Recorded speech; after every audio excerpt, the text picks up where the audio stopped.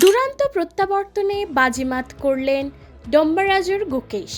Norway দাবা টুর্নামেন্টের ষষ্ঠ রাউন্ডে ১৯ বছর বয়সী ভারতীয় গ্র্যান্ডমাস্টার এই যুবকের কাছে ম্যাগনাস কার্লসেন অপ্রত্যাশিতভাবে পরাজিত হন।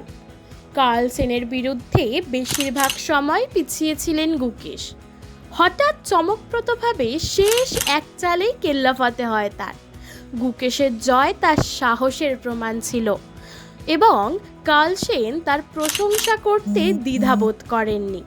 আজ চেন্নাইয়ের এই তরুণ যুবকটি ভারতের এই ঐতিহ্যবাহী খেলাটিকে বিশ্বের দরবারে যেন আরও এক ধাপ এগিয়ে নিয়ে গেল। প্রায় ৬২ নম্বর চালে মাত দিয়ে চমকে দিলেন ১৮তম বিশ্ব চ্যাম্পিয়ন গুকেশ।